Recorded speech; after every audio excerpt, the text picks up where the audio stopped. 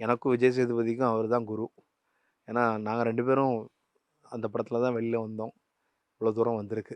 First எப்படி sir அவர் react பண்ணாரு? உங்களோட பாடல்கள் நீங்க ட்ராக் முடிச்சிருப்பீங்க. எல்லாமே இல்ல நான் முடிச்சதுக்கப்புறம் முதல் ஒரு கம்போஸ் பண்ணது ஏடி கல்லச்சி தான். ம். என்ன விஷயம்னா, ஃபர்ஸ்ட்டு படம் எடுத்துட்டு வந்துட்டாரு. ம். எதுவுமே கிடையாது. ஆஹா. அது எந்த பாட்டுமே இல்ல. அவரா ஒரு கற்பனை பண்ணி, அவங்கள ஓட வைக்கிறது, நிக்க வைக்கிறது, அப்புறமா ஃபீல் பண்றது அப்படி பண்ணிட்டாரு. நான் இப்ப ஃபுல் படம் பார்த்துட்டேன். ம். பார்த்துட்டு சார்ட்ட சொன்னேன், "சார் நான் இதெல்லாம் பெரிய மியூசிக் டைரக்டர் பண்ண வேண்டிய வேல. ஏன்னா நீங்க ஒரு படம் எடுத்துட்டு வந்து அதுக்கு மியூசிக் பண்ணணும். நான் இப்ப தான் வந்து மியூசிக் பண்ணும்போது இப்ப புது மியூசிக் டைரக்டர்னா என்னன்னா, கம்போஸ் பண்ணி, லிரிக்ஸ் எழுதி அந்த பாட்ட எடுத்துட்டு போய் தான் ஷூட் ம். பண்ணுவாங்க. ஆமா, ஆமா.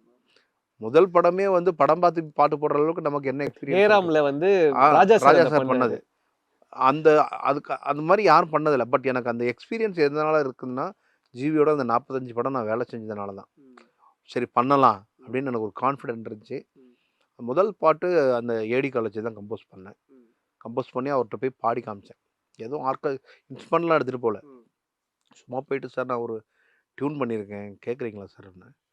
"சரி எங்க பாடு" அப்படின்னாரு. அந்த ஏடி கல்லாச்சி டியூன் பாடுனேன். தாரிரானானா, தரிராரிரா, தரிராரிராரா கேட்ட உடனே ம். டியூன இன்னொரு வாட்டி பாடு அப்படின்னாரு. லாக்கி அந்த டியூன் வந்து நல்லாருக்கு. ம். இது டூயட் யூஸ் பண்ணிக்கலாம் அப்படின்னாரு. ம்.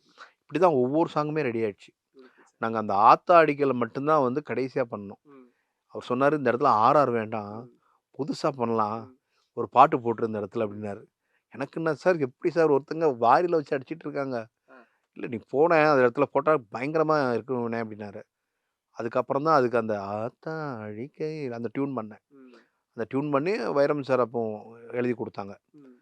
அது அது அது அவருடைய லிரிக்ஸ் வந்ததுக்கு அப்புறமா, என்னுடைய டியூனுக்கு அந்த லிரிக்ஸ் வந்ததுக்கு அப்புறம் பார்த்தீங்கன்னா, அவ்ளோ ஆப்ட்டா இருந்துச்சு. அந்த பாட்டு இன்னைக்கு நெறைய பேருடைய ஃபேவரைட்டா இருக்கு ஆக்சுவலா கண்டிப்பா, வந்து. கண்டிப்பா. ஆத்தாடி கீழ சாங் வந்து.